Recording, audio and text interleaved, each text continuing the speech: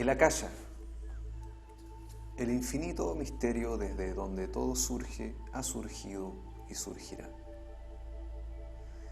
En sánscrito, el Akasha hace referencia literalmente al sonido sagrado que es Om, un sonido vibrante, universal y palpitante, lleno de vida y conciencia que genera diversas formas geométricas sagradas que dan estructura y substancia al cosmos.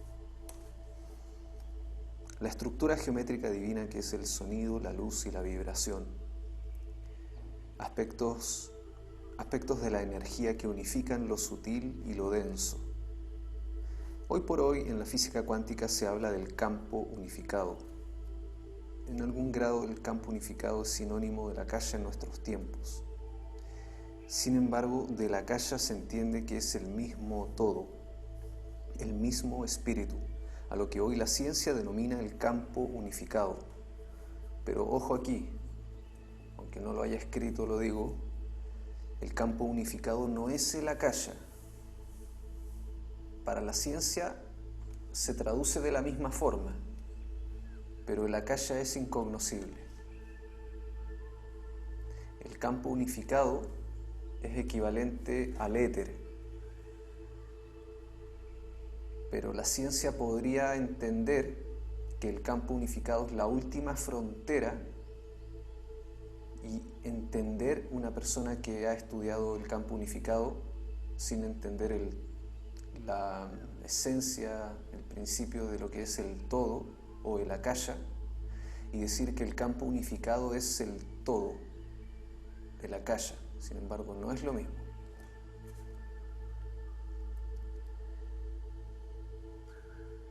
Aquí viene a hacer quizás, no sé, una letra de diferencia, pero que cambia todo el significado. Al decir el campo unificado o al decir el Akasha, donde sal o sol es una letra de diferencia, una vocal, y sin embargo es un significado totalmente distinto. En este libro todos estos términos serán utilizados indistintamente de forma equivalente para referirse siempre a lo mismo, y me refiero al espíritu y el Akasha. Acá, al hablar del Akasha, la ciencia es el bosque que imagina el universo, ¿ya?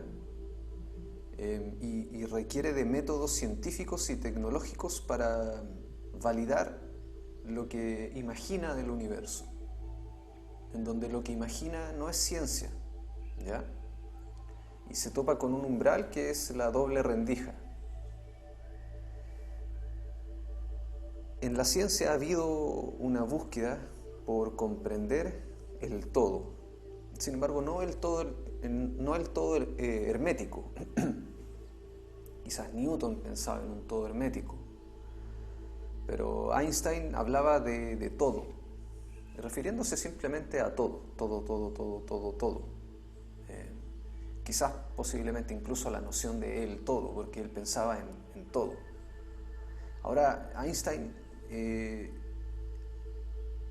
era muy escéptico en muchas cosas y muy asertivo en otras, pero sin embargo eso le provocó un pensamiento de doble filo, pero que también moviliza a toda la humanidad a una evolución, a un salto cuántico literalmente en el conocimiento. Entonces, pero a la vez tiene un doble filo, que es que, por ejemplo, él no tenía la certeza de que el universo fuera infinito.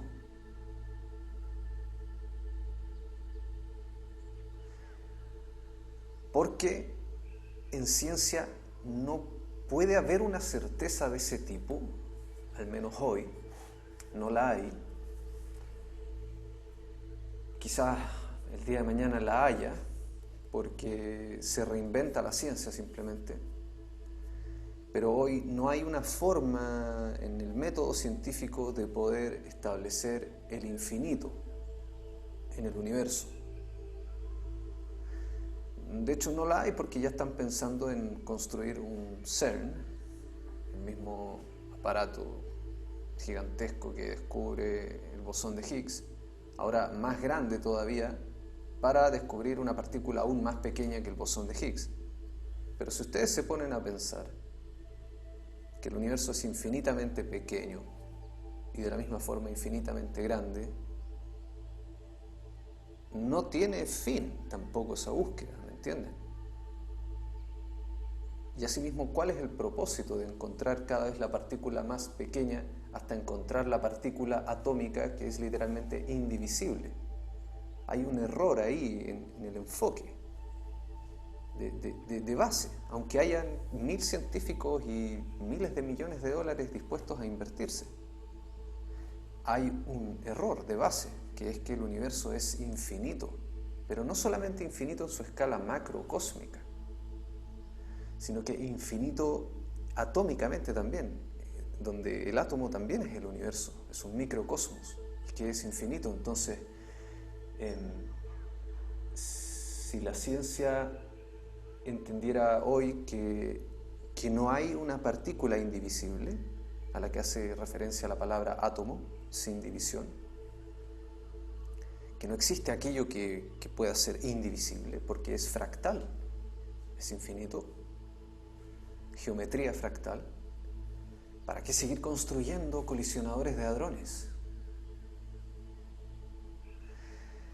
Entonces Einstein también formaba parte de ese paradigma, porque Einstein pretendía generar una teoría del todo. Esa fue la búsqueda de Einstein, que en el camino, que nunca llega a puerto, pero que en el camino descubre, voy a decir así, simplificando, descubre la teoría de la relatividad. Entonces, el ejemplo más conocido de Einstein de la relatividad es el caso de los gemelos. No sé si lo han escuchado. El que hay dos gemelos en el planeta Tierra, un gemelo se queda en el planeta y otro gemelo lo mandan a volar en una nave a años luz de distancia, vuelve a la Tierra y resulta que el gemelo que se quedó en la Tierra envejece y el gemelo que salió de viaje espacial tiene la misma edad, habían pasado, no sé, 1 año, 2 años. Si entendemos en el ejemplo que pasaron 2 años y se hace la equivalencia con la distancia de la luz y todo, el gemelo que queda en la Tierra vendría a haber envejecido, no sé, por 20 años, por ejemplo. Si aplicáramos una escala de 1 año cósmico, 10 años terrestre, lo que hace que nazca una paradoja tiempo-espacial, una relatividad del tiempo y del espacio. Y están los experimentos mentales de Einstein, que sin replicar ninguna tecnología ni modificar ninguna tecnología, ningún invento, Einstein generó ejemplos teóricos, paradójicos, y fue a través de la paradoja que pudo hacerse camino.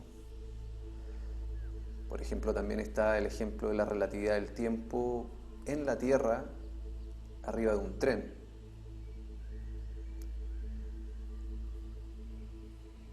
Tenemos en el espacio un ejemplo pendiente en todo caso. Entonces, en el tren, si nos subimos al tren y el tren está andando y lanzamos una manzana en el aire,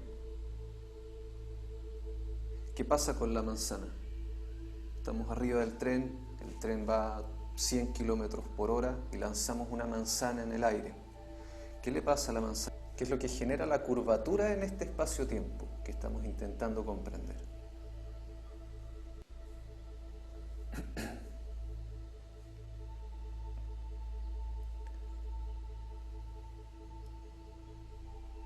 Supongamos que yo lanzo una manzana con la mano derecha y tengo la gravedad de la Tierra.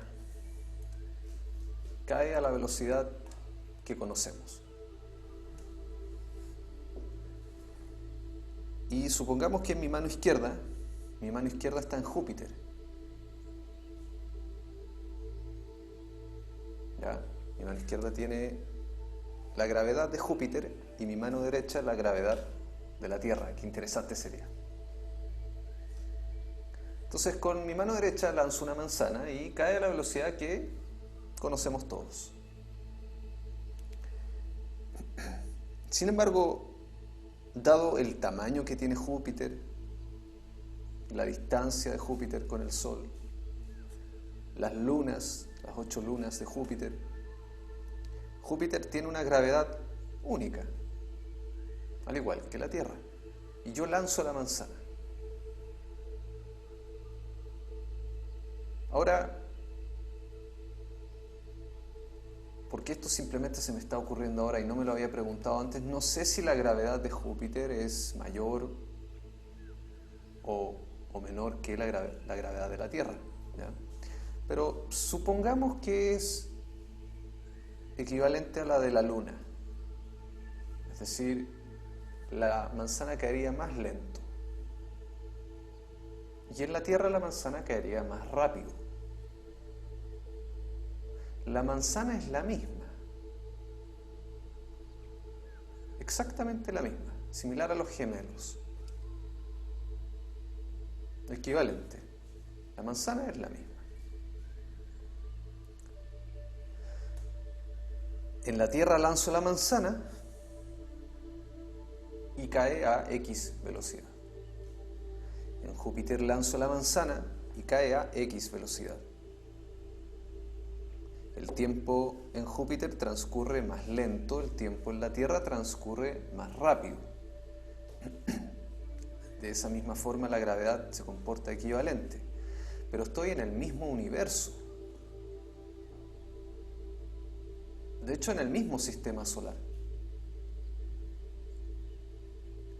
¿Qué hace que el tiempo para la misma materia en el mismo espacio, en este caso el sistema solar, haga que el tiempo transcurra de forma distinta? Entonces, entendiendo que la respuesta subyacente va a ser la gravedad, ¿bien? ¿Qué determina la gravedad? ¿Qué es lo que determina entonces el tiempo?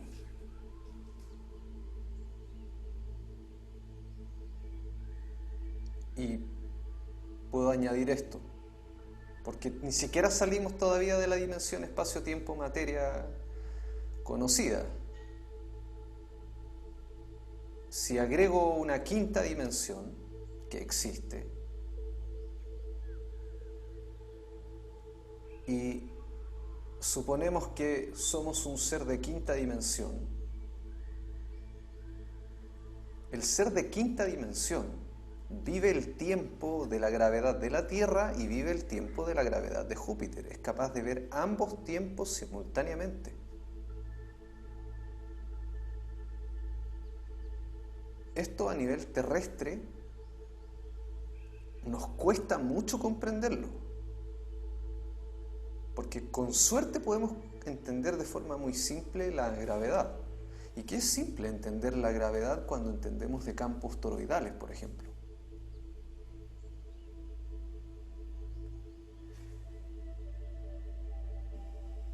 Y ahí empezó a estudiar el espacio y tiempo y se dio cuenta de que había un enfoque errado en la ciencia y empezó a integrar la geometría sagrada con la gravedad de la flor de la vida y empezó a entender un campo unificado, que todo está conectado. Entonces la conexión con Einstein aquí es directa con Nassim Haramein en este caso. Einstein no logró dar con la teoría del todo, y hoy la ciencia cree que la teoría del todo es el campo unificado, incluso Nassim Haramein, pero aún así todos ellos siguen desconociendo el hecho de un tercer punto tolteca,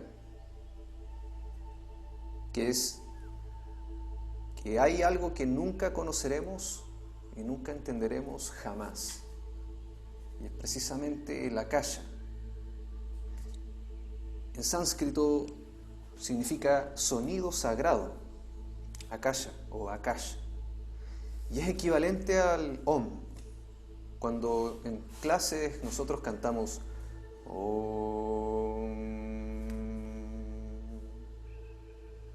el espacio se está geometrizando y generamos el mismo símbolo conocido por el Sri Yantra. El Sri Yantra es el Merkaba, que se está replicando muchas veces. El mismo símbolo mapuche Wangulen es incognoscible, inescrutable, inefable, el gran misterio de todos. Es eterno, no es un ser y tampoco un no ser. No es una entidad en el sentido que entendemos una entidad consciente y sin embargo es la conciencia misma de todo lo que es. No refiere a nada conocido racionalmente y jamás lo será. No es mentalmente abordable por la mente porque es infinito, eterno, omnisciente. Se encuentra en todos los sitios, siendo todos los sitios a su vez. No es posible de indicar porque el todo está en todo. Nada no lo es. Nadie es el todo. Es inabordable por la mente. Y todo intento por definirlo cae en la ignorancia del principio esencial de que el espíritu nunca podrá ser conocido desde la mente mortal. Toda descripción y concepto del gran espíritu, creyendo que encierra su eternidad en un concepto humano, es un error mental. Bien o mal intencionado, es un error, ya que nuevamente el espíritu no puede ser comprendido por la mente mortal. Y de lo que podemos comprender mentalmente es un diseño universal que a través de la geometría sagrada podemos comprender. Es la frontera más allá incluso del número, porque el número es una concepción humana extraída de la naturaleza y el cosmos. No es visible. El número no lo ve un animal, solo el ser humano. Es un lenguaje abstracto humano. Sin embargo, el sonido es geometría, y eso no es abstracto. Eso es exacto, tanto y al igual que el número de forma equivalente. Aquí me refiero a que el número se extrae de una cantidad determinada por la misma geometría, es decir, ¿cuántos lados tiene un polígono? ¿Cuántos lados tiene un triángulo? 3.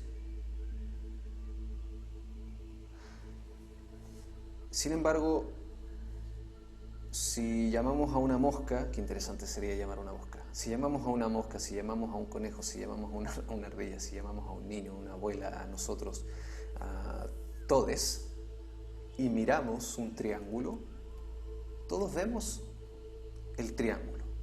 No todos le vamos a llamar triángulo, pero es exacto que todos vamos a ver la misma geometría. Pero no todos vamos a entender que tiene 3 lados. Y solamente el ser humano va a poder indicar que tiene 3 lados. Quizás la mosca ve solamente un lado.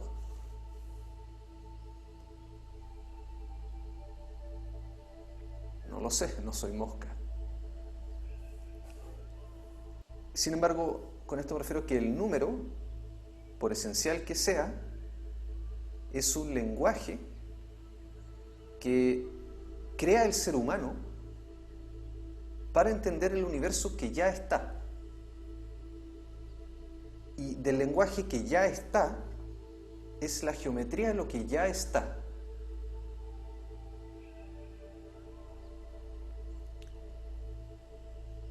He tenido largas conversaciones con personas muy matemáticas respecto a este mismo punto, personas que no han estado de acuerdo conmigo y personas que han estado de acuerdo conmigo y personas que nunca se lo habían planteado. Por ende, si no estás de acuerdo con lo que estoy diciendo, es parte de un proceso.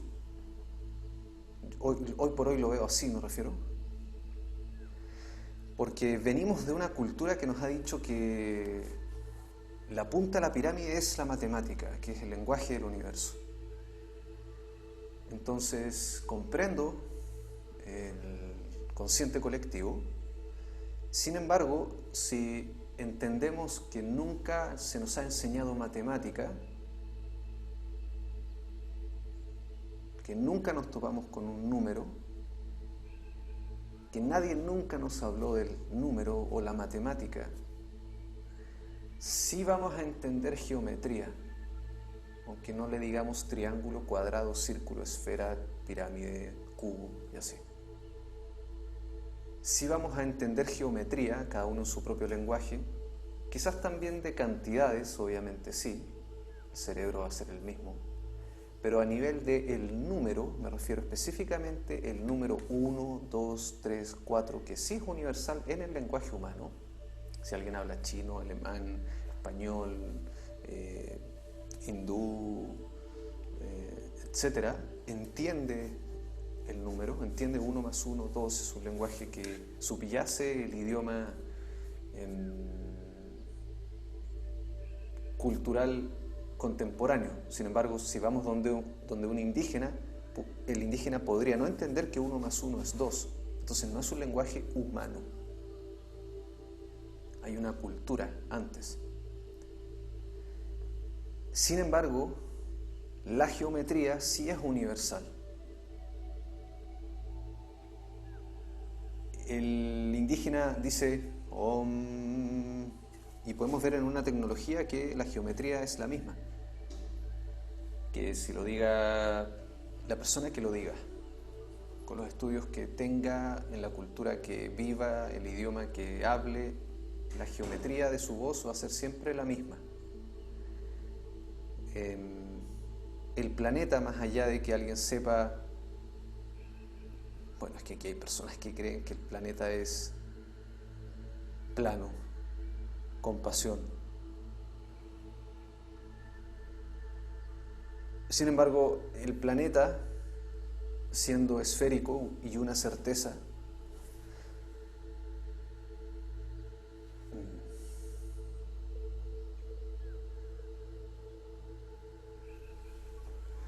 hay personas que creen que la Tierra es plana. Y se juntan a hablar de cuán plana es la Tierra. ¿Seremos nosotros una especie de terraplanistas para quienes consideran que lo que estamos compartiendo es quizás New Age, por ejemplo?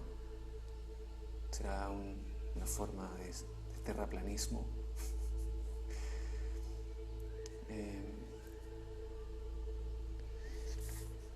Bueno, voy a seguir leyendo. Entonces, la matemática es un desarrollo humano y no así la geometría. Cuando el gran espíritu comienza a densificarse, surge una dimensión que los ocultistas y alquimistas llamaron éter. Éter es lo que hoy en ciencia se entiende por vacío. Esta es la equivalencia, sin ser exactamente lo mismo, ya que el éter es una densificación de la calla incognoscible y el éter es la primera dimensión verdaderamente cognoscible y entendible para el ser humano. Lo vuelvo a leer porque esa es la definición posible de la primera vibración conocible, entendible de lo que es la calla, que es incognoscible, inentendible, eterno misterio. El éter, esto es lo que hay que enseñar en definitiva. Claramente primero entender, primero conversar. Sin embargo, de todo lo que he dicho, esta frase es, ojalá, traspasarla tal cual. El éter es una densificación de la calla incognoscible.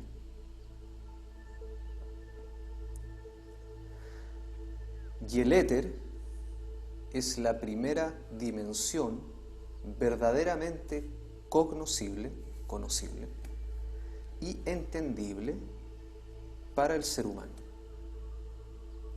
Y a la vez, y aquí no se frustren con lo paradójico que puede ser hablar de akasha y de éter, porque es la misma esencia, De hecho, el Kybalión tiene un capítulo específico que dice las paradojas divinas y que dice que muchos estudiantes abandonan la comprensión de su propia conciencia por las paradojas divinas, donde no ven salida, es un laberinto.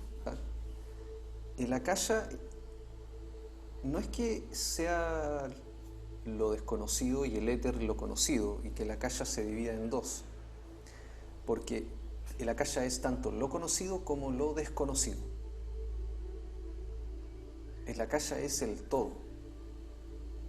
Todo lo que podamos pensar, todo lo que podamos sentir, todo lo que desconocemos, todo lo que nunca vamos a entender, todo lo que podemos entender, la naturaleza, el odio, el amor, la eternidad, la mortalidad, toda forma de manifestación y de no manifestación es el Akasha.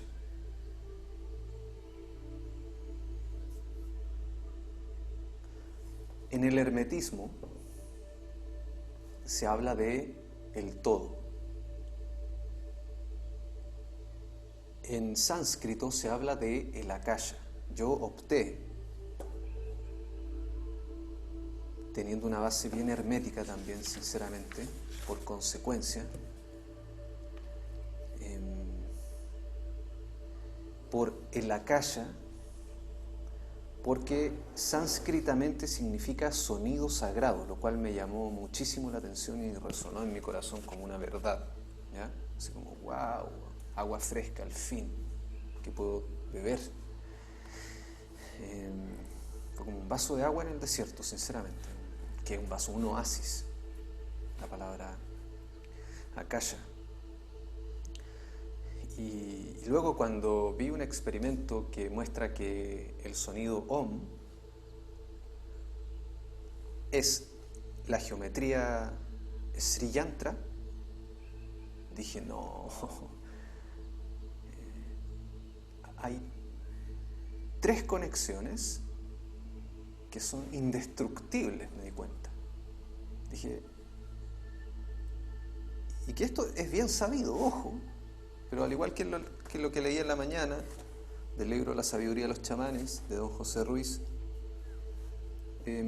una cosa es entender mentalmente y otra cosa es vivirlo. Vivir la transformación que implica conocer.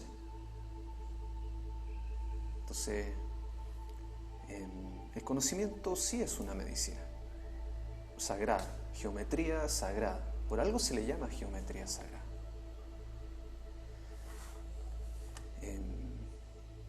Entonces hay una conexión sagrada de conocimientos que es el Om. Cantar el Om. Hay algo práctico ya. Fíjense. Hay algo simple, pero radicalmente simple, que puede transformar la vida de una persona mentalmente, emocionalmente, biológicamente y su entorno. Y es indestructible lo que estoy diciendo. El Om, todos podemos cantar el Om. No tenemos que comprar un cuenco, no tenemos que hacer un estudio de nada. Se invita a la gente a cantar el Om. Cuando ya, si es que uno quiere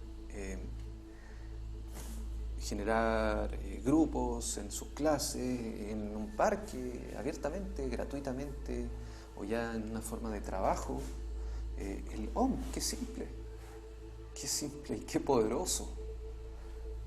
Om, Om. Om hace referencia, y en algunos textos se nos dice que es equivalente a decir Akasha. Akasha es equivalente a decir Om. Y Akasha es equivalente en sánscrito, significa en sánscrito sonido sagrado. ¿Cuál es el sonido sagrado? El Om. Y ahora una cuarta conexión donde se hace un tetraedro ya, una pirámide. Es que la geometría del Om que es un sonido sagrado y que significa akasha en sánscrito, es el Sri Yantra. Esto visto por CymaScope con una tecnología. El sonido del canto Om refleja en una placa el Sri Yantra con una frecuencia específica, etc. Ahora vamos uniendo vértices. Una estrella 5 puntas ahora. Quinto punto. El Sri Yantra es un Merkaba en 3 dimensiones. Un Merkaba que se está replicando. Lo que nos dice que el sonido sagrado, el akasha, el Om, el Sri Yantra, habla de la eternidad. Ahora, estrella 6 puntas, sexto punto. La palabra eternidad refleja en el agua una estrella de 6 puntas, que es el mismo sonido Om, que significa en sánscrito akasha y así, Sri Yantra. Ahora, también significa la palabra verdad. Verdad. También significa la palabra yo te amo. Cuando decimos yo te amo, podría decir yo te amo, ¿ya? Yo te amo. Es una estrella de 6 puntas, que es la misma del copo de nieve. La naturaleza, la misma del agua de la montaña, la misma estructura molecular del cuarzo, de un cristal de sal, de la molécula de pentaceno, de la estrella tallada en Armenia hace 800 años.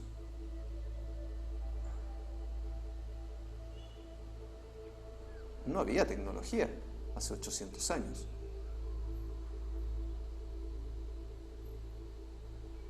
Ya ahí surgen preguntas, ¿y bueno, cómo lo sabían entonces? Canalización.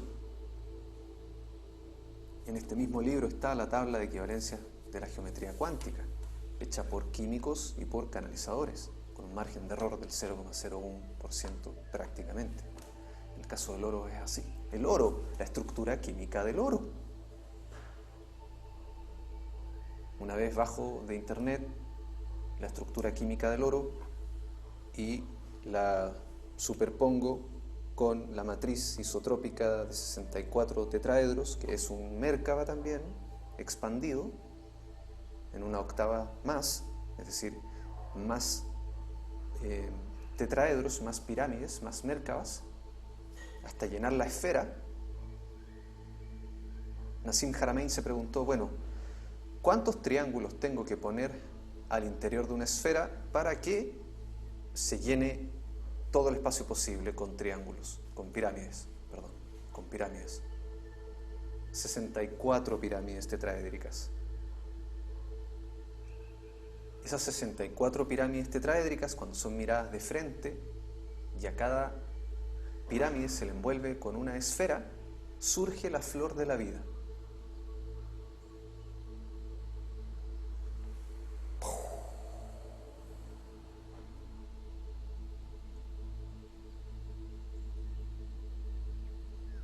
¿Qué es el akasha entonces si es la eternidad? Bueno, es la eternidad, es una certeza científica. ¿Qué es el akasha si refleja la gratitud? Es la gratitud, es gracias. Es la emoción de gratitud. Es el amor también.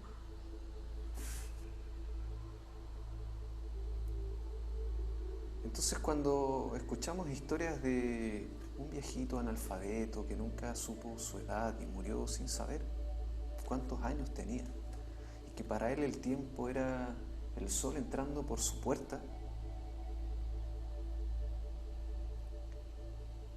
y ver moverse la luz y así medir el tiempo y poner piedras en ciertos lugares para ver el cambio de esa luz con el sol. Y si le hubiésemos preguntado a ese sabio viejito de las montañas, que es el espíritu, quizás nos hubiese dicho lo mismo, que es todo lo bueno, que es el amor, que es la gracia, que es lo eterno, que aunque todo está en un constante ciclo de transformación, hay algo que nunca cambiará, y que Él es eterno aunque vaya a morir, y que tiene más edad que la misma piedra que está contemplando.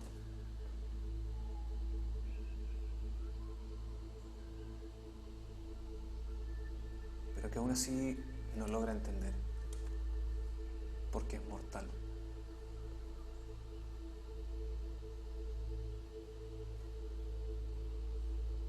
Ahora, no es que el sonido en español, por fonética,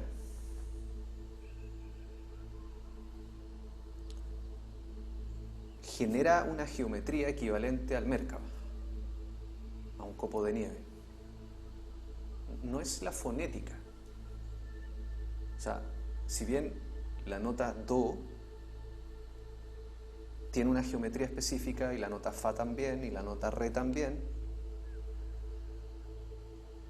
notas que resuenan fundamentalmente con células y enfermedades y órganos, una información que me está llegando y que se las voy a compartir. Notas fundamentales para órganos específicos.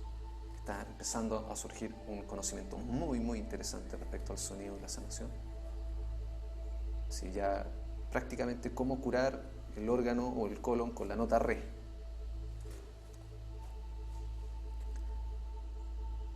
No es que el idioma dé fruto a la geometría, así como la nota Re tiene una geometría específica, o la nota Do, la nota La y así. Que podría haber sido. Sin embargo, el doctor Masaru Emoto, cuando empieza a darse cuenta que la palabra gracias en japonés genera la misma geometría del agua de la montaña, le llama tanto la atención esto que se hace muchísimas preguntas y hace que distintas personas en distintos idiomas digan la palabra gracias. Entonces la palabra gracias es dicha en alemán, Dankeschön, es dicho en inglés, thank you, es dicho en Ayometriu, es dicho en Rapa Nui, Maururu. Maururu no forma parte del experimento, pero vamos a entender que es la misma geometría. A ver, otras palabras en otros idiomas que digan gracias. Grazie en italiano. Grazie. Merci. Merci. Arigato. Arigato. Creo que es merci. Arigato. Bueno, te la soy Obrigada. Obrigado en portugués. Obrigado. Obrigado. Sí. ¿Qué más? Спасибо. Ruso. Спасибо. En hebreo se dice toda, Toda. como como todo, toda, o como Toda. toda, Toda. toda. En Rusia se dice спасибо. Es pasiva. Ujú. Es pasiva. En ruso es спасибо. Es pasiva en ruso. Toda, hebreo. Nunca había escuchado esos dos gracias. Toda y es pasiva. Bueno, hermosas palabras y todas generan la misma geometría.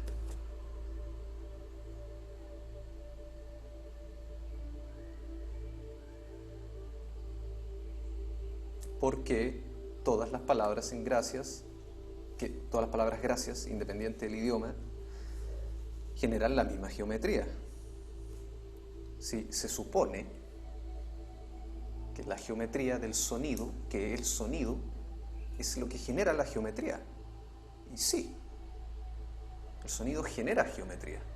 Pero ¿no era acaso que si la nota do cambia y se vuelve re por escala, cambia la geometría? ¿Por qué no cambia cuando cambia la fonética? Es muy distinto decir obrigado que decir gracias. Es muy distinto. Acústicamente es distinto. Tendría que tener otra geometría, ¿o no? O mi razonamiento está totalmente equivocado. Obviamente tendría que, a primeras, uno pensaría que tendría que tener otra geometría, pero resulta que los experimentos muestran que todas las fotografías muestran un Merkaba. Ahora, entender que el Merkaba es la versión 3D de la estrella 6 puntas, de la estrella del rey David. ¿Ya? El Merkaba es en 3 dimensiones y la palabra gracias es un Merkaba, solo que por ser una fotografía en el agua se muestra en forma plana y se muestra el copo de nieve, que es la estrella 6 puntas. El akasha es la geometría, pero también es la no geometría. El akasha es todo es akasha. Y de las llaves que se nos entregan, las llavecitas que nos llegan, son que es sonido sagrado, que es Om, que es sonido, luz, vibración, que todo es sonido, que todo es luz, que todo es vibración, que es una geometría. Ahora, si entendemos que la akasha es todo, entonces también es ruido aunque no sea ruido sagrado, ¿cierto? Pero si es todo, es todo. No solamente la geometría. Entendiendo que la escalera es el akasha, el éter es el primer escalón que hace visible la escalera y a la vez es el primer escalón de arriba hacia abajo. O sea, es el último escalón, el éter. Luego del éter damos un paso más y nos fundimos en la luz.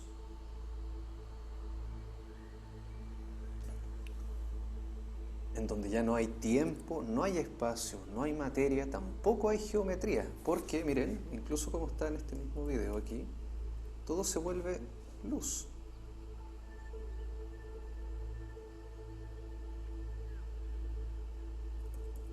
¿Ya? Bueno, eso, imagínense que se vuelve la imagen blanca.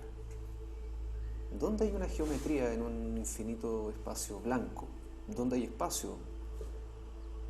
En un lugar que es todo blanco.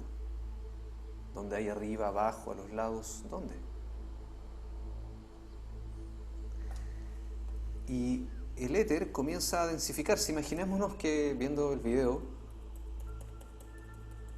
de la luz blanca, eterna, infinita, literalmente, donde no hay espacio, no hay geometría, no hay tiempo, no hay vibración, es la eternidad misma,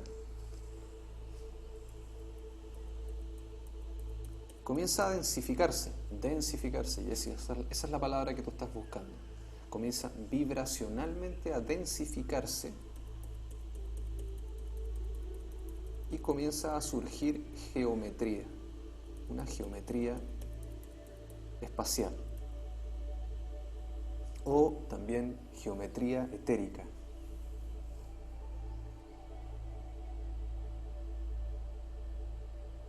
En donde todos los puntos son esferas. Ahora esta imagen que estamos viendo del vector en equilibrio, este polígono que estamos viendo es un vector en equilibrio.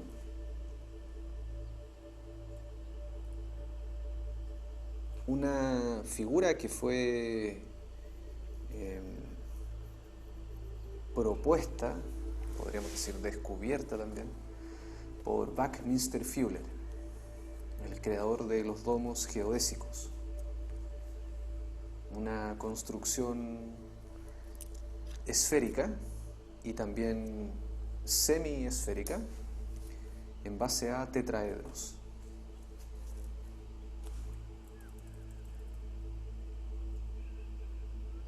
Entonces, si nos damos cuenta y observamos la imagen, vemos una estrella de 6 puntas al interior del vector en equilibrio, al interior de la esfera, se forma una estrella de 6 puntas.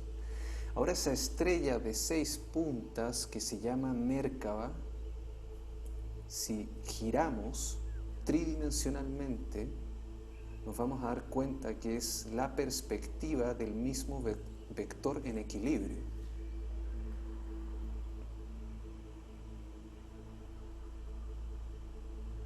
¿Se están dando cuenta? ¿Sí? ¿Logran ver la imagen completa, en definitiva? Y todo esto que estamos viendo está al interior de una esfera, es decir, de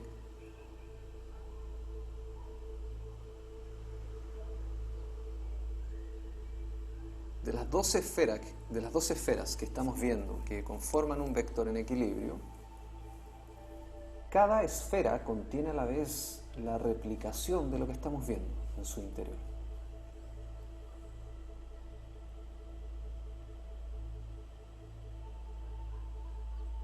Y de aquí, de la imagen que estamos observando,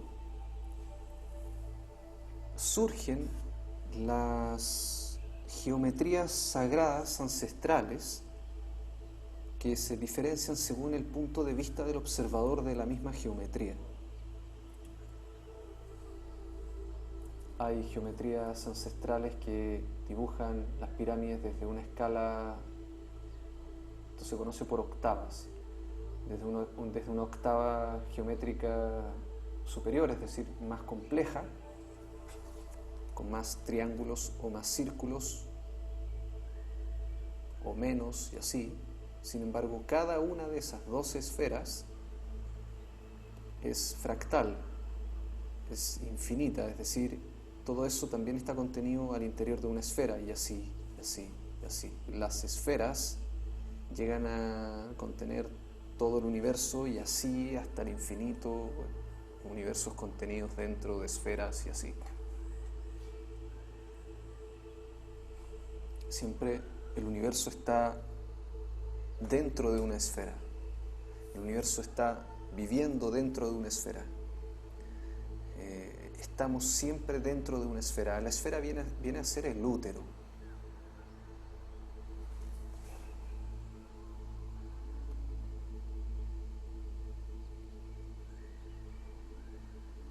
Y cada una de esas esferas, entendiendo que es una única esfera,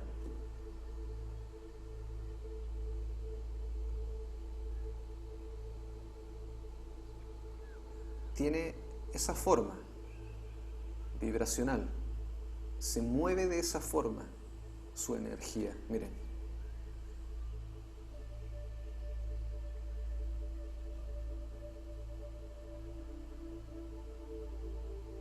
lo que se conoce por campo toroidal. Entonces, la mitad del campo toroidal superior gira hacia la derecha y la otra mitad, la mitad inferior, gira hacia la izquierda. Ahora, esto que estoy diciendo en cuanto al giro no es un absoluto, porque cada espiral,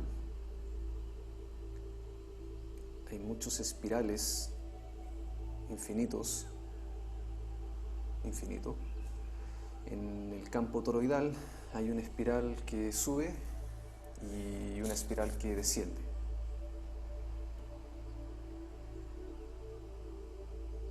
Y eso forma los tornados, literalmente, el mismo diseño, ya densificado.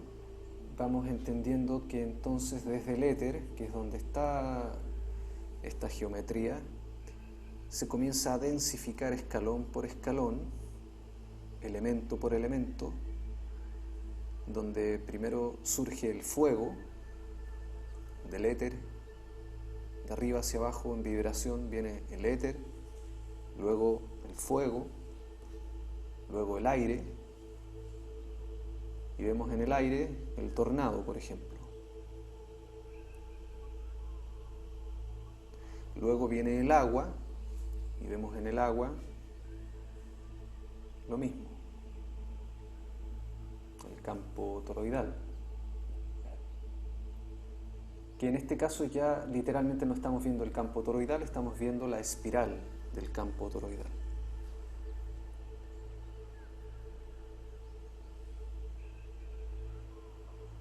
Y luego del agua viene la tierra.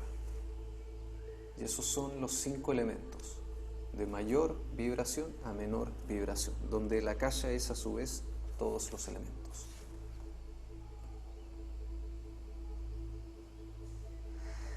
Y vemos el imán, que demuestra la geometría invisible del campo del imán, que es el campo toroidal. Es decir, la estructura no la contienen las trazas de hierro, sino que el campo invisible del imán. Sin embargo, para algunos el éter es también equivalente al término sánscrito akasha, siendo entendido a su vez en sus derivaciones por espacio, materia, lo infinito, Dios, iluminación y cielo. Y es este orden conceptual el que precisamente estoy enseñando para que la mente racional pueda ascender desde el entendimiento de lo que sí puede entender de forma estructurada y coherente, ya que de forma masificada muchos conceptos se han malinterpretado y mezclado, no significando lo mismo. Cada escuela de conocimiento, línea de pensamiento, filosofía o tradición espiritual ha descrito de distintas formas según su percepción y sabiduría, todas equivalentes partes de un todo, un mismo principio esencial.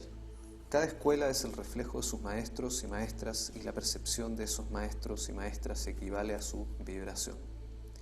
Es su vibración lo que refleja un nivel de información que un maestro o maestra es capaz de enseñar. Es así como tú podrás entender que eres estudiante o maestro o maestra de quien, por principio de resonancia, vibras. Lo que buscas, te busca. Rumi. Me encanta esa frase. Lo que buscas, te busca. Esa frase proviene de Rumi. Cuando leas, escuches, pienses, sientas o visualices que el universo tiene un inicio, comprenderás que hay un error. Porque si bien suena hermoso decir, en el inicio no había nada más que oscuridad, o el espíritu surge de, o el origen de la luz se remonta a, cada uno de los anteriores ejemplos está para mostrarte el hecho de que no existe un inicio y un final. Que esos conceptos de inicio y final, por más hermosos que sean de ser escuchados o leídos, son un error en cuanto a lo que verdaderamente sucede en el universo. Es un viejito pascuero. Es cierto, alguien trae los regalos sí están. Sin embargo, no fue el viejito pascuero quien los puso en el árbol. La historia del origen es siempre un viejito pascuero. Más allá de la intención del mito, es un mito. Y que tú sepas reconocer un mito es un primer paso para que puedas ir comprendiendo aquello que llamas espiritualidad. Aquí complemento porque la espiritualidad es el universo del mito, en esencia. Por ende, comprender la esencia del mito es comprender la esencia de las tradiciones espirituales. Porque la geometría sagrada es la base de la espiritualidad en términos científicos y de esto iremos profundizando en el libro. Ya que Dios es equivalente a la palabra amor, y amor es una geometría equivalente a la geometría del agua de la montaña. Hablar de espiritualidad entonces es hablar de geometría, aunque no hayas sido consciente de ello antes. Cada vez que has dicho la palabra espiritualidad te has referido a Dios o a la naturaleza, que son geométricas, energéticas, equivalentes. Como es arriba es abajo, como es abajo es arriba.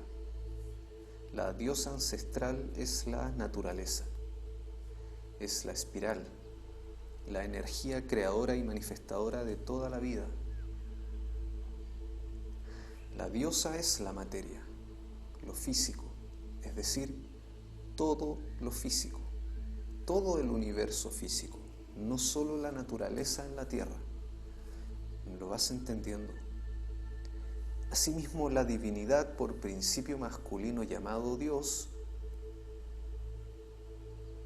es la energía sutil, la luz que refleja el sol, el sonido, la vibración sutil, lo invisible, el éter, el viento y el fuego, los elementos más sutiles y de alta vibración.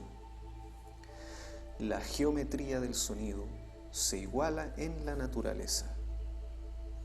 La flor proviene de un sonido, ese es su origen. Un sonido que es vibración, luz y color. Iremos revelando el misterio que es posible de comprender poco a poco a lo largo de estas magnéticas páginas. El sonido que se manifiesta desde las altas vibraciones, que es luz y geometría, al ir densificándose, da origen a la naturaleza. Digo, da origen. Sin embargo, es un ciclo de transformación, un ciclo vibracional de transformación de lo sutil a lo denso. Solo se hace materia la energía. La flor existe antes de ser vista, porque la materia es luz condensada y todo es vibración. Todo está conectado. El akasha, entendiendo su esencia incognoscible, puede ser entendido por una estructura geométrica universal, sutil, que da origen a toda forma de manifestación. Acuérdense, aunque dé definiciones del akasha, nunca lo será. Esa estructura es llamada campo unificado. Digo esto, aunque suene paradójico, que yo mismo acabo de leer una definición de algo que escribí, y les digo que no es que no me crean en lo que acabo de escribir de la definición de la akasha, sino que entendamos que la akasha es indefinible. Entonces lo que estoy intentando es hacer una conexión con un concepto, pero el concepto no es el akasha. Esa estructura, la matriz divina geométrica, que un poco veíamos en el video también, y que está en movimiento, es a lo que se le llama campo unificado. Y viene a ser el éter, ya es la frontera de la akasha que podemos comprender. El éter es donde el sonido es visible. No es que el sonido genere geometría. Un aspecto del sonido es que es geométrico. ¿Y dónde se ve la geometría del sonido? En el éter. Y ese éter puede manifestarse visiblemente, la geometría, que es el sonido, con distintas técnicas. Una de ellas es la cimática, por ejemplo.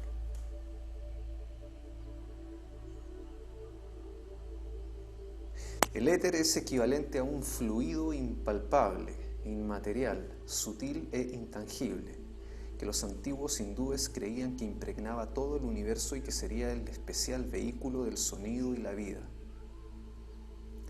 La geometría es el puente del conocimiento sagrado de la luz. Scott Cunningham describe el akasha como una fuerza espiritual, de la cual descienden los restantes 4 elementos. Scott Cunningham es un escritor y entiendo un mago que es muy reconocido en el mundo del paganismo celta. Otros señalan que la combinación de los 4 elementos forman lo que sería el akasha y que está presente en cada criatura viviente, de tal modo que sin el akasha no existiría ni el espíritu ni el alma. La punta superior del pentagrama, la estrella de 5 puntas, representa el akasha. Las 4 restantes vienen a representar el fuego, la tierra, el aire y el agua. El adjetivo akáshico, por ejemplo, fue acuñado por la teósofa británica Annie Besant, en 1847-1933, para referirse a los conocimientos divinos que están en el éter y que pueden ser entendidos por registros akáshicos, dimensión donde se almacena todo lo que ha acontecido, acontece y acontecerá. Asimismo, toda la información universal está en los registros akáshicos. Los registros akáshicos no son un lugar, sino que es una dimensión de vibración desde la cual es posible leer una información específica. La forma de acceder a un registro es por resonancia vibratoria, es decir, generando la vibración equivalente de lo que se desea leer, y eso es posible a través de una intención focalizada y la guía de los maestros espirituales o maestros ascendidos, siendo equivalentes aunque no lo mismo. Esotéricamente hablando, el akasha solo es el divino espacio y únicamente se convierte en éter en el último plano antes del terrestre, es decir, antes del fuego. El sonido viene a ser una palabra que manifiesta geometría y materia, dicha por la conciencia inmortal que es el todo. Es como que si el todo hablara y su voz es sonido y la forma de sus palabras, sus verbos, el verbo hecho carne, es a lo que se refiere, de hecho, bíblicamente, el principio de que el sonido genera la materia, en este caso la carne. Entonces, el verbo se hizo carne, es que Dios habla, un verbo, sonido, y ese sonido se hace carne, materia. De esa forma, los lemurianos sanaban a su gente con sonido, luz y medicina vibracional, no siendo necesario tocar, intervenir o medicar bajo ninguna forma a los seres de aquella época. Según la ciencia, el campo unificado ocupa el lugar del akasha. Este es el campo originario, del cual emergen las partículas y los átomos, las estrellas y los planetas, los cuerpos humanos y animales, y todo lo que puede ser tocado o visto. Es un medio dinámico, repleto de energía, en una incesante fluctuación. Es el akasha y el prana unidos en uno, la matriz de toda la materia y toda la fuerza del universo. Es una matriz divina que conecta todo lo existente. El genio independiente Nikola Tesla adoptó esta visión en el contexto de la ciencia moderna. Él hablaba de un medio original que llena el espacio y lo comparaba con el akasha, el éter que portaba la luz. En un artículo no publicado de 1907, Man's Greatest Achievement, en español, el logro más grande del hombre, escribió que este medio original, una especie de campo de fuerza, se convierte en materia cuando prana, la energía, la respiración, dice la energía cósmica, actúa sobre él y cuando esta acción cesa, la materia se desvanece y vuelve al akasha. Ahora, acuérdense siempre que el akasha es la materia lo que se desvanece y el akasha, ¿ya? Por más que esté leyendo el punto de vista de Tesla, siempre es necesario acordarse que el akasha es todo lo que pueda ser dicho, aunque sea dicho por Tesla o por un rishi. Siempre hay que entender eso. Me refiero, hay un conocimiento que es anterior al sabio, a la sabia, a los genios, y que cuando uno lo reconoce, no se pierde. Es esa conciencia de discernimiento del cual Buda nos intentaba recordar,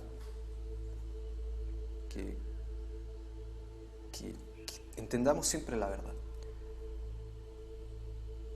Aquí él está hablando de que hay algo que es akasha y deja de ser akasha y luego vuelve ese algo a ser akasha, planteando una desconexión del akasha. No es que sea un error, sino que es la palabra la que está desconectada, el lenguaje, lo que ayer les comentaba. Hay una construcción en el lenguaje que ha perdido su esencia mágica y que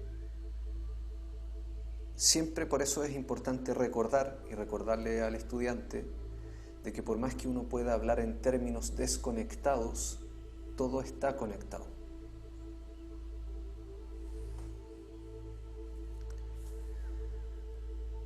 Como este medio llena todo el espacio, es decir, aquí ya se está refiriendo al bosón de Higgs, equivalente, lo que en el 2012 se descubre por el bosón de Higgs, viene a ser este océano que llena el espacio.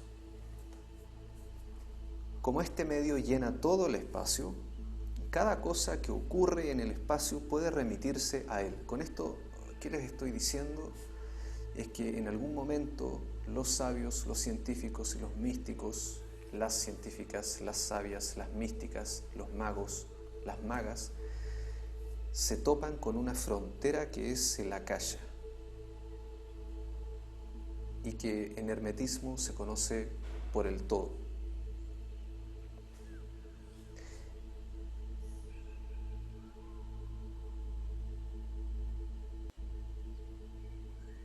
Y que es donde uno puede lograr reconocer que cerró un ciclo también. Porque no hay vuelta atrás, me refiero.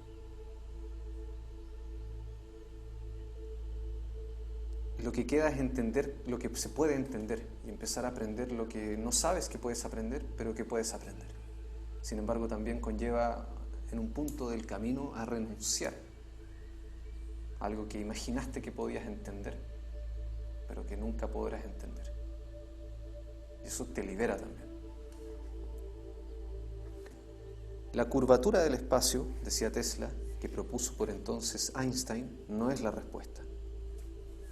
Sin embargo, la mayoría de los físicos adoptaron el matemáticamente elaborado espacio-tiempo curvado de 4 dimensiones de Einstein y rechazaron tener en cuenta el concepto de un éter.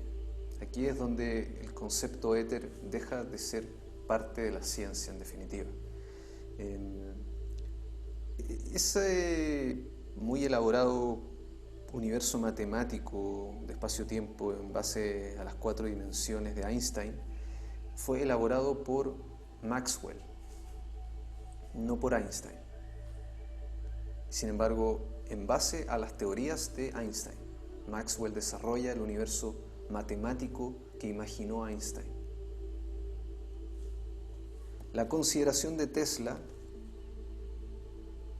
cayó en el olvido, pero ahora, 100 años después, ha revivido y con mucha fuerza.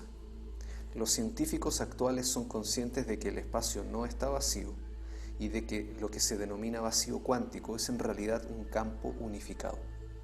Es un medio fundamental que recuerda al ancestral concepto de akasha. Esto viene a ser equivalente a poner fin a un conflicto. En el conocimiento histórico humano, que aunque nos pueda sonar ¿de qué conflicto me están hablando? Se asesinó a muchísimas, millones de personas por esto que estoy leyendo, por disidencias en lo que estoy leyendo. En esencia, por estar en desacuerdo con lo que se está planteando en esencia. Y el campo unificado viene a ser una bandera de paz, donde los científicos simplemente están resignificando las palabras históricas desde sus conceptos científicos, pero diciendo exactamente lo mismo que se ha dicho durante milenios.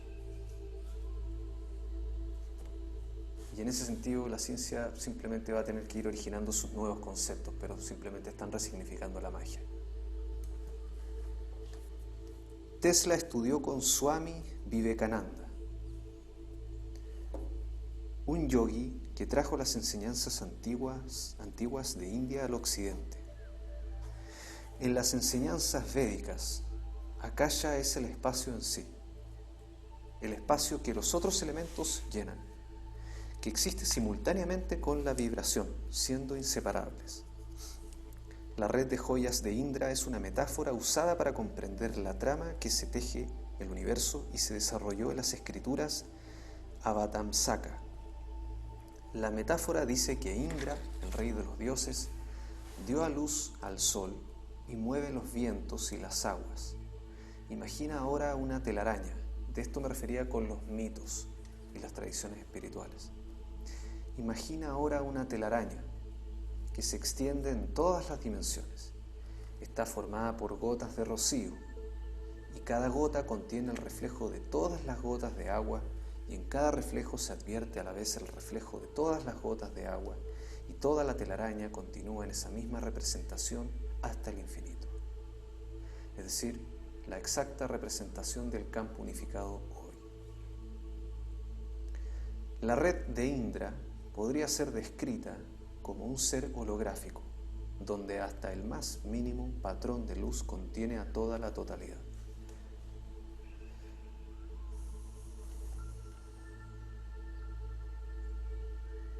La red de Indra puede ser comprendida de forma simple hoy por el término geometría fractal. Y la geometría fractal es lo que nos ayuda a comprender la substancia primaria o la cualidad del espíritu.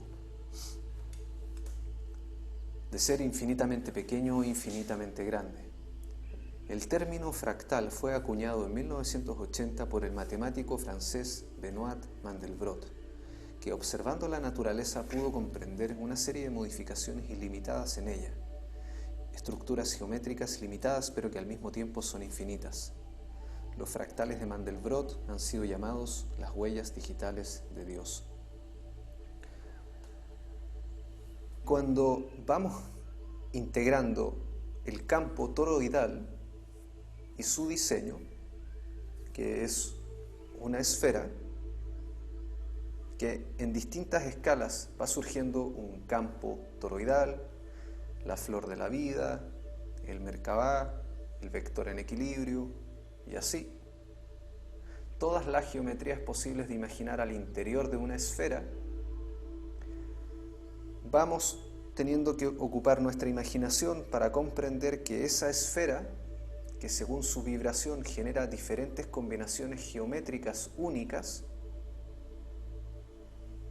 siempre al interior de una esfera, esa esfera se comienza a densificar escalón por escalón vibracional hasta densificarse y volverse un trueno, la flama del fuego, el espiral que es el humo, una planta, una hoja, una rama, las raíces, el agua.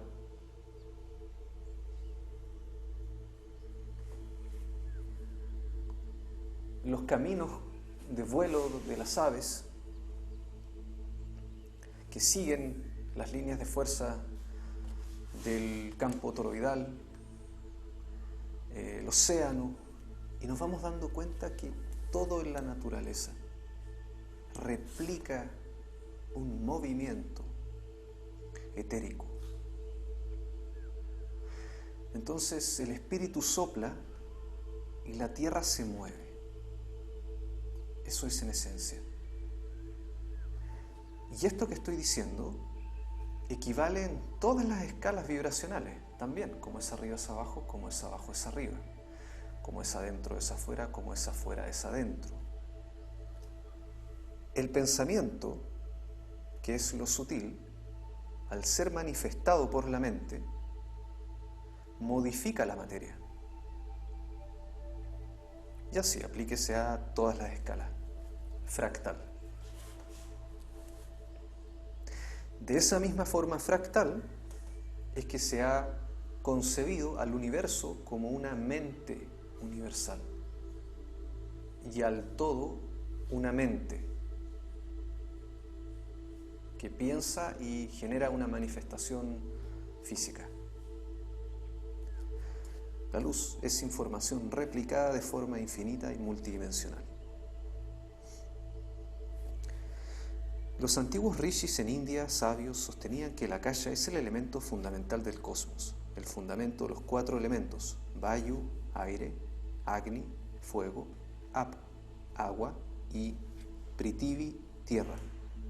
Está en los 4 elementos y a su vez es exterior a ellos, porque está más allá del espacio y el tiempo. Según Paramahansa Yogananda, quien trajo el Kriya Yoga a Occidente, el akasha es el sutil fondo en relación a que todo el universo material se hace perceptible desde él.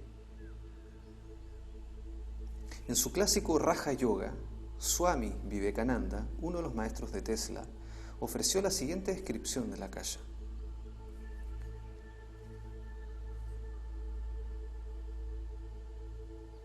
Es la existencia omnipresente y que está en todo. Todo lo que tiene una forma, todo lo que es resultado de una combinación ha evolucionado del akasha. El akasha, el que se convierte en aire, el que se convierte en líquidos, el que se convierte en sólidos. Es el akasha el que se convierte en sol, la tierra, la luna, las estrellas, los cometas. Es el akasha el que se convierte en el cuerpo humano, el cuerpo animal, las plantas, toda forma que vemos, todo lo que puede ser percibido, todo cuanto existe, no puede percibirse, es tan sutil que está más allá de la percepción humana. Solo podemos verlo cuando se torna perceptible, asume una forma.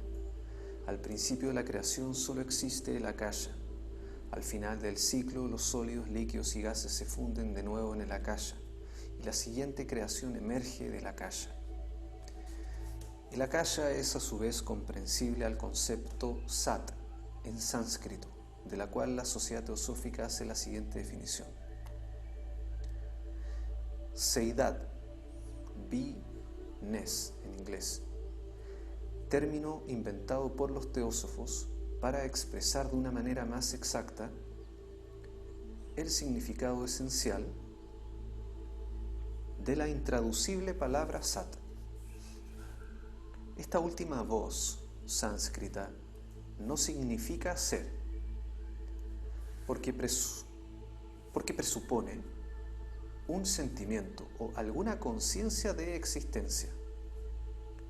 Pero como el término sat se aplica únicamente al principio absoluto, a la presencia universal, desconocida y siempre incognoscible, que el panteísmo filosófico postula en el cosmos, denominándolo base radical del cosmos, y el cosmos mismo, la palabra ser no era adecuada para expresarlo. En efecto, la palabra sat no es ni siquiera la entidad incomprensible, como traducen algunos orientalistas, puesto que no es una entidad, ni tampoco una no entidad, sino ambas cosas a la vez. Es, según se ha dicho, absoluta seidad, no ser, el todo único, sin segundo, indiviso e indivisible, la raíz de la naturaleza visible e invisible, objetiva y subjetiva, que ha de percibirse por medio de la más elevada intuición espiritual, pero que jamás debe ser plenamente comprendida. Madame Blavatsky. Es el campo unificado, lo que vendría a estar en el último escalón, para luego el siguiente escalón ya fundirse con la luz, que es el akasha, el todo, el espíritu, la conciencia, la fuente universal, donde ya no hay dualidad, de hecho, donde ya no somos hombres o mujeres, donde no hay arriba o abajo, donde no hay observador y lo observado, somos y no somos, y a la vez estamos siendo. Es como querer describir el agua siendo peces. Entonces sí, estamos dentro del agua, pero a la vez, cuando estamos donde estamos ahora, por ejemplo, también estamos en un océano de energía. No vemos ese océano. Y el entendimiento de ese océano, al entendimiento de ese océano se le llama el campo unificado, del cual el Akasha también forma parte, porque todo forma parte del Akasha. Ese océano también recibe el nombre de éter. Entonces, éter, campo unificado, y algunas personas le dicen Akasha, ya entendiendo ustedes que el Akasha no está desconectado de algo. Ahora, por lo mismo, el campo unificado se le llama campo unificado, porque literalmente nos permite entender que el pensamiento de Olga está interconectado al pensamiento de Cindy, y eso lo entendemos gracias al éter. Entonces, de base, lo que elimina la ilusión del laberinto es entender que siempre se es Akasha, siempre se ha sido y siempre se será Akasha. Y ahora agrego un ingrediente más, que es el que da Madame Blavatsky, el cual lleva esto a un nivel más allá incluso, donde ya no habla de una dualidad de ser o no, o sea, estar vivo y luego volver a la fuente, en donde estando vivos seguimos siendo Akasha y la fuente también es Akasha porque todo es Akasha. Va más allá incluso, dice que incluso es una no existencia. No es ni siquiera la noción de una conciencia que es un ser que está en todo y que a la vez nosotros provenimos de esa fuente, nos densificamos en un cuerpo mortal, en una mente mortal, donde nos identificamos como un ser, para luego morir y volver a esa fuente eterna, que es luz, pero que ya somos luz. Y todo eso es un ser en distintas manifestaciones, un ser que es consciente, omnisciente, que se densifica en una conciencia unitaria, que nace, muere y renace. Madame Blavatsky va más allá. Dice que no solamente el Akasha es la noción de la conciencia omnisciente que se manifiesta en un ser humano, ese ser humano o ser vivo nace, muere y renace. No es solo la conciencia omnisciente, sino que dice, al igual que todos aquí, dice que también es el ser humano que nace, muere y renace, y la conciencia de la cual ha surgido. No está desconectado eso, solamente en el lenguaje se desconecta. Ahora, Madame Blavatsky va más allá y dice, es a la vez una no conciencia, un no ser.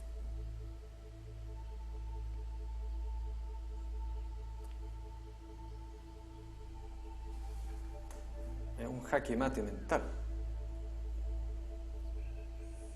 Es decir, a todos los cuestionamientos que uno puede llegar a realizarse, laberínticamente hablando,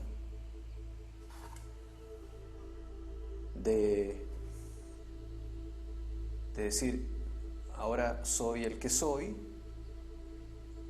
en esta vida soy el que soy, y yo soy, que soy, yo soy luz.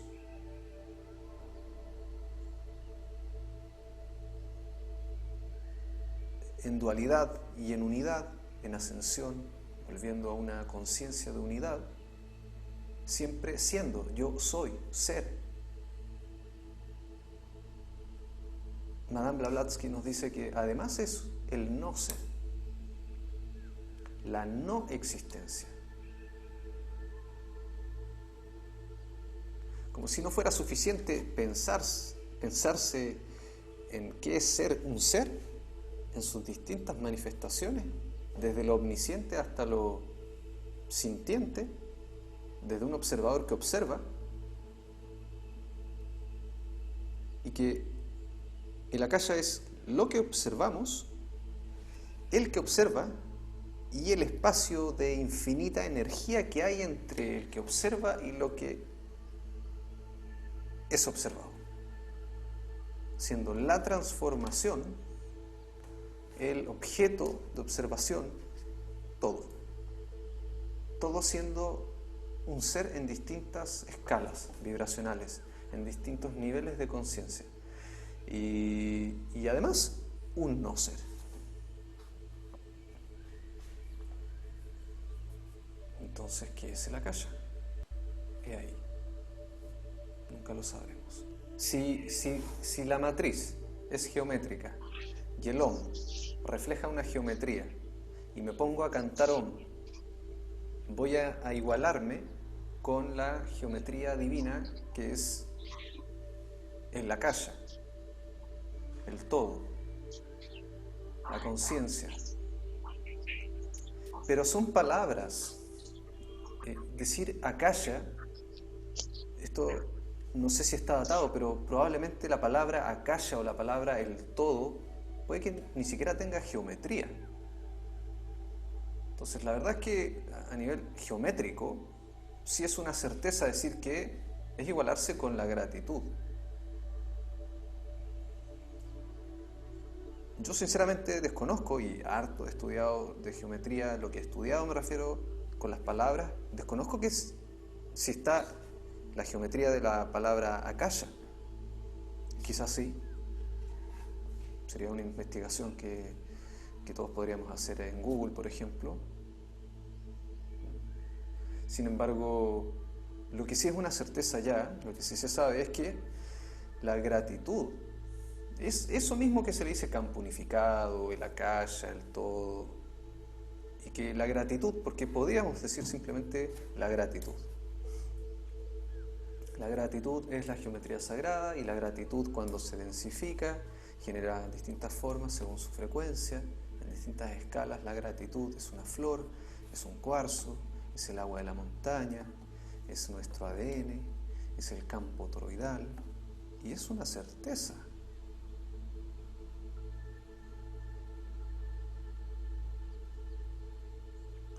Y cuando cantamos Om, es la misma geometría de la gratitud, por ende el sonido de la gratitud es Om, pero podríamos decir gratitud.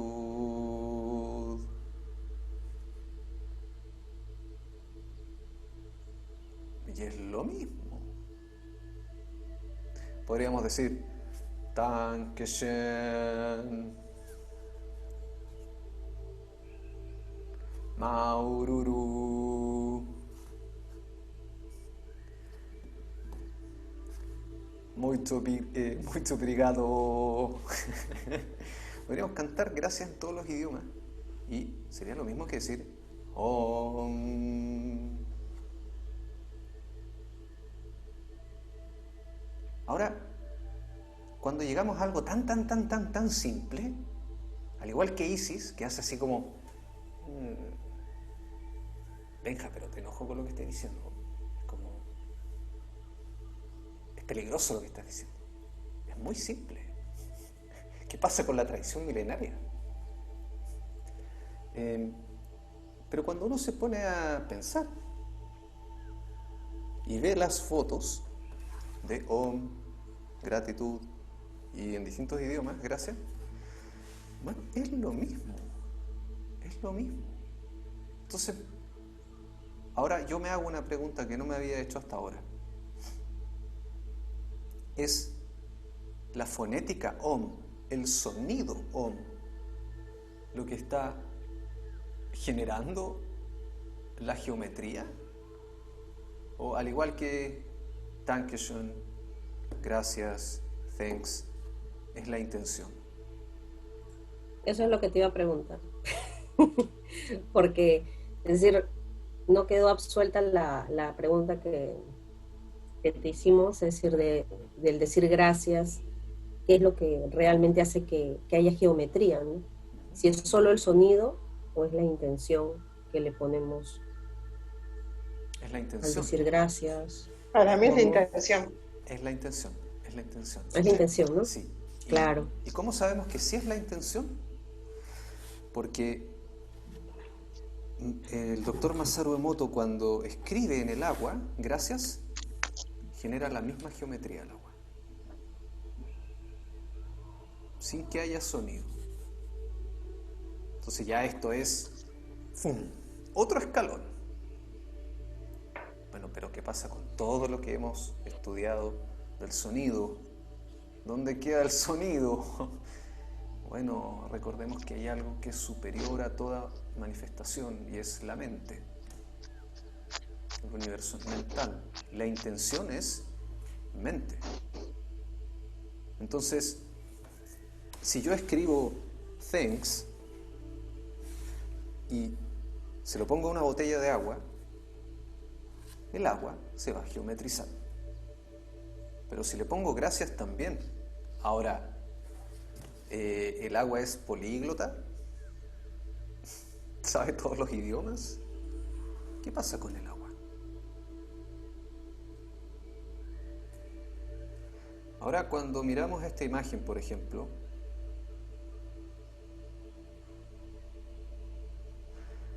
pareciera ser que se nos pinta un universo estático, ¿cierto? Sin embargo, todo eso está al igual que en un océano. Se está moviendo.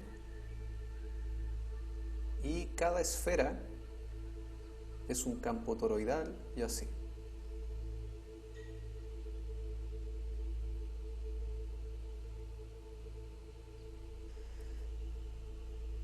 Esa fotografía que están viendo es una fotografía de un átomo. A ver, cada punto en esta imagen es un solo átomo de molibdeno o azufre de dos hojas de un átomo de espesor superpuestas pero retorcidas. El microscopio electrónico de transmisión de la Universidad de Cornell, que tomó esta imagen, rompió el récord de microscopio de más alta resolución este julio. La fotografía es del año 2018 y se puede apreciar un movimiento en espiral que es de esencial importancia comprender para poder visualizar el movimiento de manifestación universal.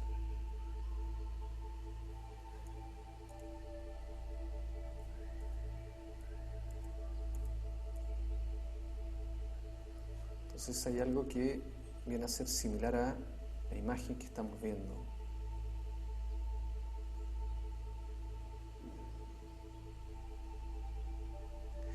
Cuando se densifica, comienza a disminuir su velocidad a tal punto que genera un entramado, como en el caso del grano de sal, y lo que estamos viendo es una fotografía en rayos X de un cristal de sal.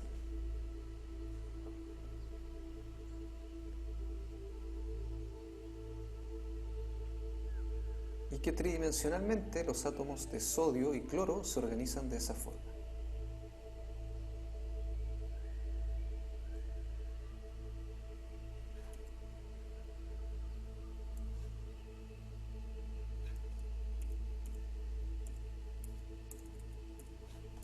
Hay una organización electrónica que vemos de electrones y protones, cargas negativas y cargas positivas, que están todas magnetizadas, igual que un polo positivo y un polo negativo, un polo positivo y un polo negativo de un imán. ¿Ya? Hay dos imanes, polo positivo con polo negativo se atraen. Listo. La naturaleza misma de toda la vibración, la energía y la manifestación.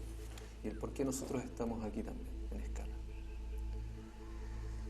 Y nos damos cuenta que esta unión da por origen a una estrella de 6 puntas. Se puede ver ahí, miren.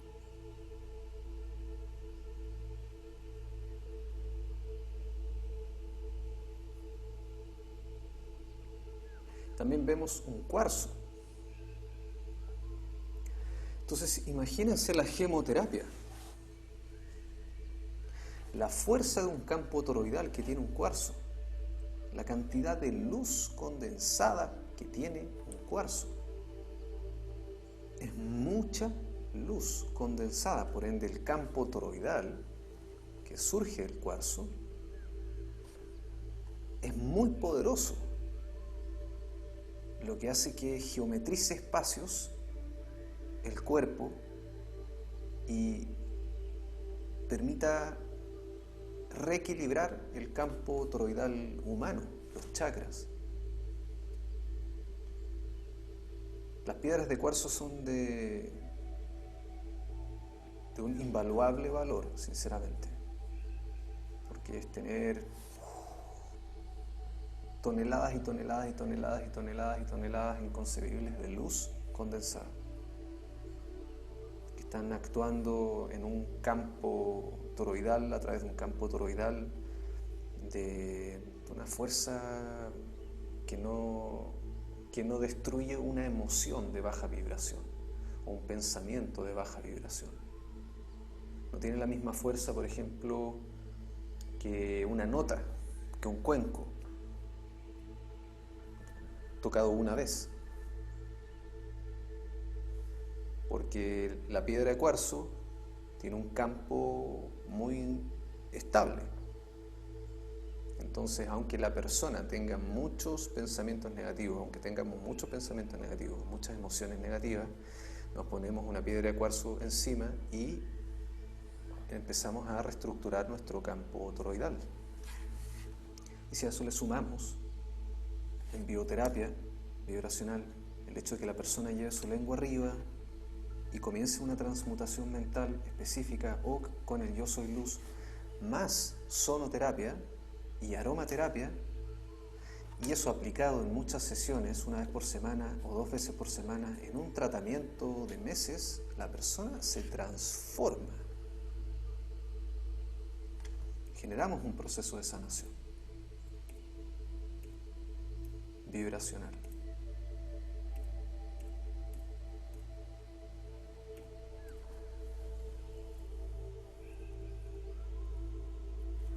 Ahora, ¿cómo luce tridimensionalmente esto de las pirámides y los triángulos?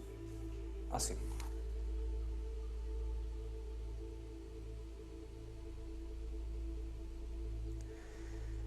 Donde el éter es todo el espacio geometrizado tetraédricamente. Todo el éter está geometrizado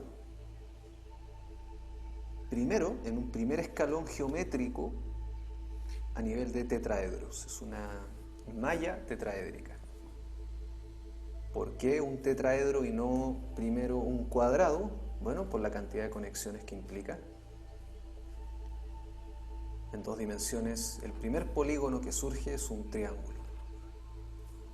Un punto con otro punto equidistante en el espacio generan una línea. Un tercer punto equidistante generan un triángulo. Esos 3 puntos equidistantes en forma paralela forman un triángulo equilátero, y un cuarto punto equidistante paralelo forma un tetraedro. Y esto no es una teorización del espacio, es la realidad sustancial del éter. Es así como es el éter. Y las fotografías moleculares del agua, del cuarzo, de la sal y los movimientos de la naturaleza nos permiten comprender la dimensión sutil que es el éter, desde donde surge la geometría. La geometría nace en la dimensión etérica.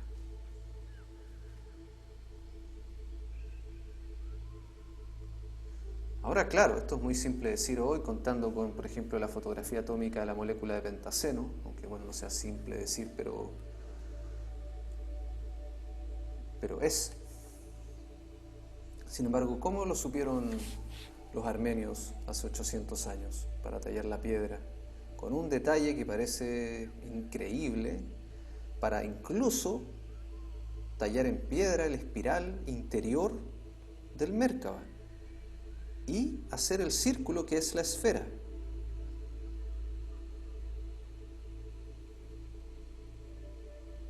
le entregaron ese conocimiento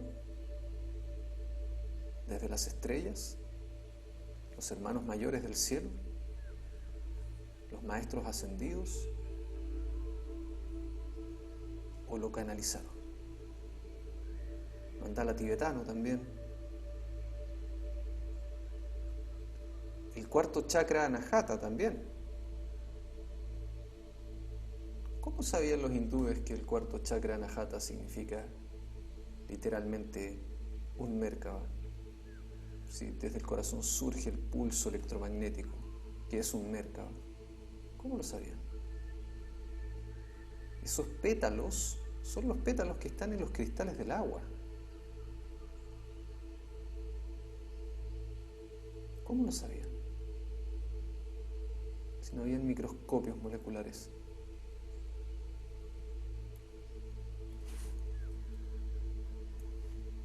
¿Cómo lo sabía Salomón?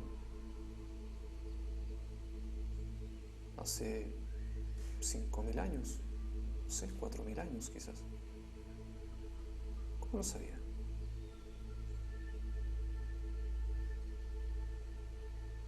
Los hindúes, una catedral católica, un símbolo mágico, un sonido fotografiado, un Merkaba y un meditador mostrando sus chakras, el Ouroboros con un detalle impresionante, o sea, la serpiente y el dragón, que es lo que hoy se denomina campo toroidal. Pero sin esas nociones de campo toroidal, líneas de fuerza, entonces se dibuja lo que se desprende de la naturaleza, la imaginación, creatividad. Y la cantidad de teorías en torno a ese símbolo, que es un campo toroidal visto en forma simple hoy, nos habla de sobrecomplejizaciones innecesarias a veces que en la historia se han vivido. Baalbek, templo de Júpiter, la estrella de 6 puntas, los pétalos, la esfera al centro, el hexágono,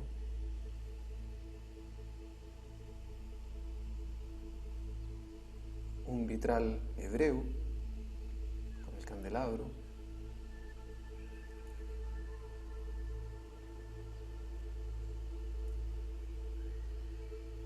y cuando se destapa la olla es con las fotografías de Masaru Emoto, el doctor Masaru Emoto, donde nos enteramos que gracias es la misma geometría en distintos idiomas.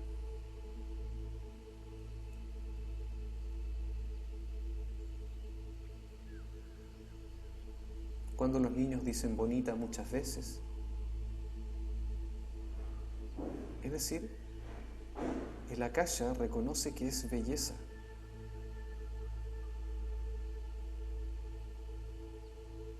No que es fealdad.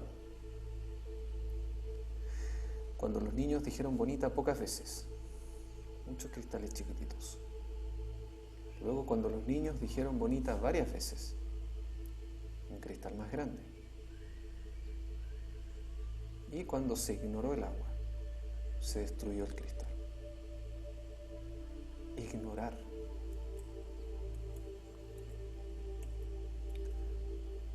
Lao Tse, en el Tao Te Ching, ya lo decía.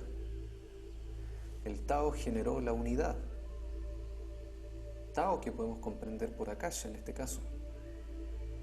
El Tao generó la unidad generó la dualidad generó a la tríada generó a los 10.000 seres. Y si entendemos que la unidad es una esfera, entonces entendemos una secuencia que nos están narrando. Una secuencia que vemos, por ejemplo, en el cigoto. El Tao generó la unidad. Esa unidad se duplica, Vésica de Piscis.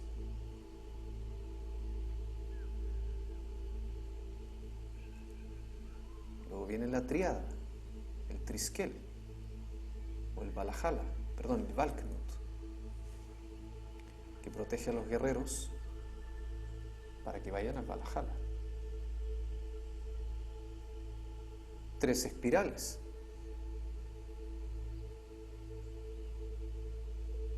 3 esferas, esferas que se mueven en forma de espiral. Y así. Ahora, 3, triángulo, pirámide. La pirámide generó los 10.000 seres.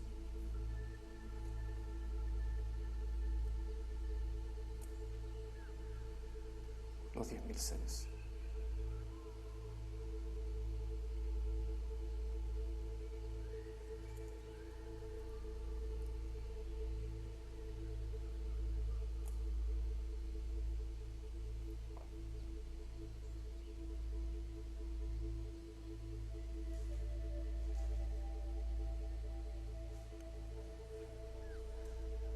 Bueno, hermosa gratitud. Gratitud va cada vez cobrando un nivel mayor de importancia, por lo visto. Hoy día fue el día de la gratitud. Bueno, estamos recién empezando el día, cada uno va a vivir también su propio día. Esta clase fue la clase de la gratitud, eso sí.